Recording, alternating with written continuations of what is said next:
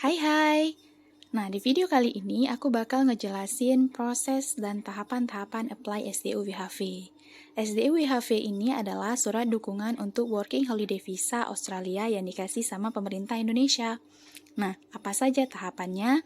Simak terus video ini sampai habis dan selamat berjuang! Nah, di bagian awal, pastikan kamu masuk dulu ke websitenya imigrasi yang sudah disediakan, yaitu whv.imigrasi.go.id. Setelah itu, kamu diminta untuk masuk melalui akun Google kamu, dan ada pun tahapan. Yang pertama adalah tanggal validasi. Nah, di sini tersedia tanggal-tanggal yang bisa kamu pilih untuk proses validasinya. Setelah pemilihan tanggal validasi akan muncul kotak informasi yang harus diperhatikan dengan teliti terkait durasi dan berkas keperluan apply SDU-WHV. Nah, ini pastikan kamu bacanya dengan benar dan semua persyaratan kamu pastikan lengkap untuk apply ya.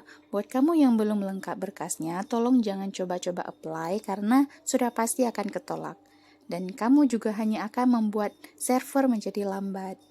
Sudah pasti ini akan merugikan pejuang SDU WHV lainnya yang sudah ready dengan semua syarat. Oke, setelah diklik, kita akan masuk ke tahapan kedua, yaitu untuk pengisian formulir. Ini adalah halaman untuk pengisian formulir. Ingat, durasi kita hanya 15 menit untuk melengkapkan semuanya. Ini waktuku udah duluan jalan ya. Di sini aku sarankan untuk membuat note jawaban dari setiap kolom yang akan diisi. Ini tuh supaya mempercepat proses pengisian, jadi kalau udah ada draftnya, tinggal copy paste saja deh. Oke, kita isi satu persatu.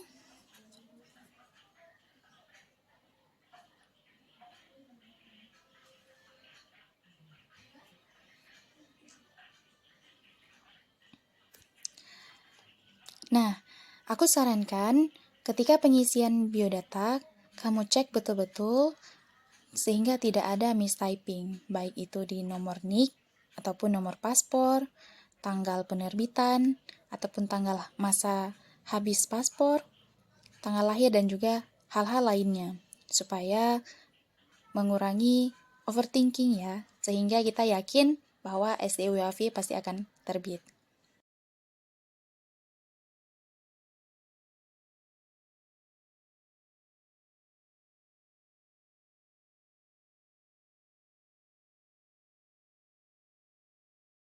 Lanjut ke bagian pendidikan. Kamu bisa pilih tempat kuliah di dalam negeri ataupun luar negeri berdasarkan lulusan kamu. Nah, untuk dalam negeri, kita harus mengupload dokumen IELTS. Sedangkan untuk lulusan luar negeri yang berbahasa Inggris, kita tidak perlu lagi mengupload dokumen IELTS.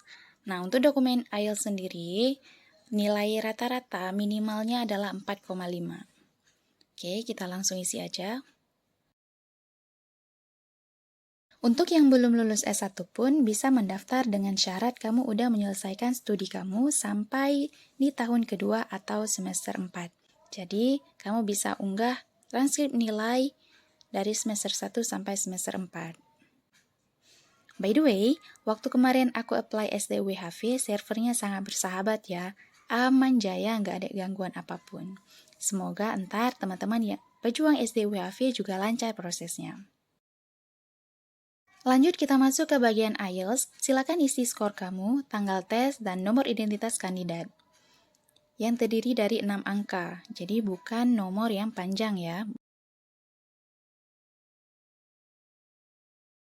Kolom berikutnya, kamu diminta untuk deskripsikan tujuan kamu ke Australia. Nah, seperti yang aku bilang tadi, kalau kamu udah punya draftnya, kamu lebih gampang satset tinggal copy-paste. Dengan adanya draft, itu juga akan memudahkan dan mempercepat proses pengisian identitas sehingga kamu akan menghemat banyak waktu dan nanti setelah selesai pengisian semuanya, kamu bisa recheck data kamu dan pastikan semuanya benar, nggak ada mistyping. Selesai pengisian identitas, kita lanjut tahap unggah dokumen. Pastikan format dan ukuran setiap dokumen sesuai dengan persyaratan yang diminta ya. Setelah kamu memilih file, kemudian jangan lupa untuk menekan tombol unggah. Setelah selesai mengunggah, kamu juga bisa klik lihat untuk memastikan kebenaran unggahan atau klik hapus bila ada kesalahan unggahan. Kemudian next ke KTP dengan format minimal 60 KB dan maksimal 300 KB. Jadi ada beberapa dokumen yang formatnya minimal 60 KB, maksimal 300 KB, dan juga ada yang maksimal sampai 1 MB, seperti surat reference bank sama sertifikat pendidikan.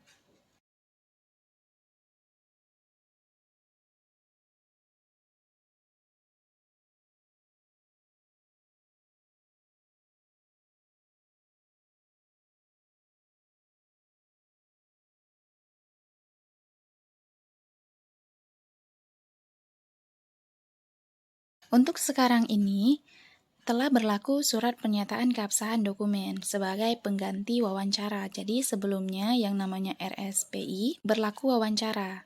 Sekarang tahap wawancara diganti dengan berkas keabsahan dokumen. Terakhir, setelah unggahan selesai, kita isi kolom captcha dan juga checklist. Setelah itu, recek kembali data kamu dan pastikan semuanya benar dan valid serta tidak ada mistyping. Kita memang dikejar dengan durasi waktu yang singkat, tapi tetap harus teliti ya. Setelah selesai pengecekan, kamu bisa kirim permohonan. Setelah itu, kamu akan dapat nomor tiket yang menandakan datamu sudah masuk ke tahap verifikasi. Silakan download ringkasan permohonan. Kemarin, jarak aku daftar di tanggal 1 Februari dengan pengumuman lulus verifikasi cuma sehari doang loh. Statusnya udah langsung disetujui dan menunggu selesai validasi serta penerbitan SDUWHV di tanggal 7. Sembari menunggu SDUWHV terbit, silakan teman-teman mempersiapkan berkas dan keperluan untuk load visa. Jadi ketika SDUWHV terbit, kalian bisa langsung load visa. Proses sampai visaku granted itu selama 2 minggu. Selamat berjuang!